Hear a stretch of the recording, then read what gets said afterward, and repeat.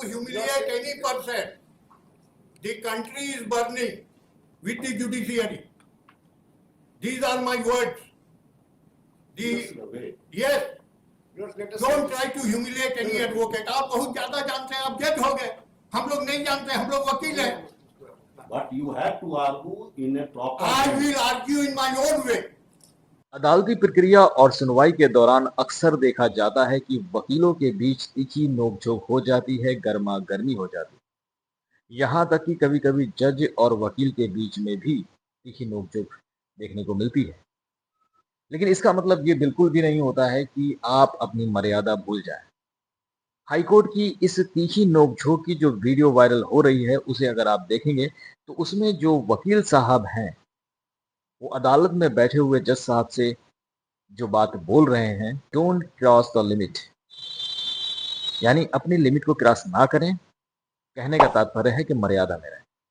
अब सवाल यहाँ पर पैदा होता है कि वहां पर अपनी मर्यादा को क्रॉस कौन कर रहा है?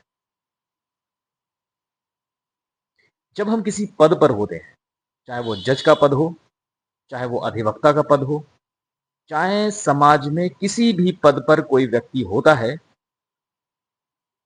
तो उसे अपने पद की गरिमा को बनाए रखना होता है। अगर इस वीडियो को आप पूरी देखेंगे तो आप देखेंगे कि किस तरीके से सुनवाई हो रही थी और किस तरह से वकील साहब अपने क्लाइंट की पैरवी कर रहे थे। उनकी क्लाइंट एक विडो थी, बिजली का बिल का मसला था, बिजली का बिल अत्यधिक आ गया था, जिसकी वजह से वो अपने क्लाइंट की पैरवी कर रहे थे। जज साहब ने उनसे लीगल क्वेश्चन किए, कानूनी बहस हुई। सबसे पहले तो मैं ये कहना चाहूँगा कि क्या ऐसी कौन सी नौबत आ गई कि जो वकील साहब को इस तरीके से गुस्से के साथ आर्ग्यूमेंट करना पड़ गया, अदालत में बैठे हुए जज को एक तरीके से अपमानित करना पड़ गया।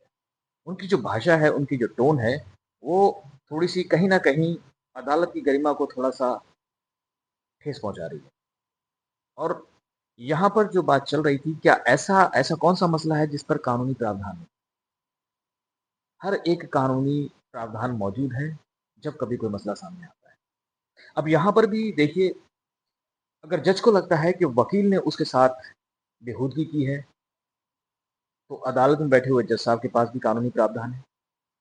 और इसी तरीके से अगर मैं कहता हूं कि वकील साहब को लगता था कि जज साहब ने कहीं पर कोई गलती की है या किसी तरीके की अगर कोई उनके क्लाइंट के लिए नाहक बात की है या किसी भी तरीके को उनको लगा कि ये उनके लिए कहीं ना कहीं एक गरिमा को ठेस पहुंचा रहा है, जज साहब का भी है, तो ऐसा नहीं है कि उनके पास कानूनी प्रावधान है, उनके पास भी कानूनी प्रावधान है।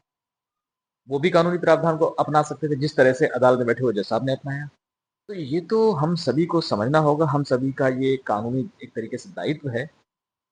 जहाँ अधिकार होता है वहाँ दायित्व होता है। अगर वकील साहब का वहाँ पर अधिकार है अदालत के अंदर, तो फिर दायित्व भी मौजूद है। क्योंकि जो वकील साहब हैं वो काफ़ी सीनियर हैं और वो इस वीडियो में खुद कह रहे हैं कि उन्हें 40 साल प्रैक्टिस करते हुए हो गया हाई कोर्ट जैसी संस्था में प्रैक्टिस किया हुआ हो तो उसको तो कानून की बारीकियों की काफ़ी जानकारी होती होगी। अगर उनको लगता था कि अदालत में बैठे जज साहब गलत बोल रहे हैं या किसी तरीके से उनके ऊपर उनके आर्गुमेंट को लेकर अगर किसी तरीके की उन्होंने कोई टिप्पणी की है और जो उनको ठेस पहुंचाती है और उनको गलत लगेगी, तो उन्हें कानूनी प्रावधान को अपनाना चाहिए थी, ना कि स्वयं उस अदालत में भरी अदालत में जज साहब के सामने इस तरीके के भड़क के और आर्ग्यूमेंट करना थोड़ा सा गलत है। और देखिए इसका रिजल्ट क्या हुआ। और इस वीडियो के वायरल होते ही हाईकोर्ट के जो मुख्य न्यायाधीश हैं उन्होंने उन वकील साहब के खिलाफ एक्शन ले लिया। उनकी अध्यक्षता में जजों की पूर्ण पीठ ने मामले में स्वतः संज्ञान लेते हुए court on it's on motion बनाम महेश तिवारी, जी हाँ, उन वकील साहब का नाम महेश तिवारी है, और इसी टाइटल से उन वकील साहब के खिलाफ आपराधिक अवमानना यानी कोर्ट कंटेम्प्ट ऑफ कोर्ट मामले की सुनवाई शुरू कर दी।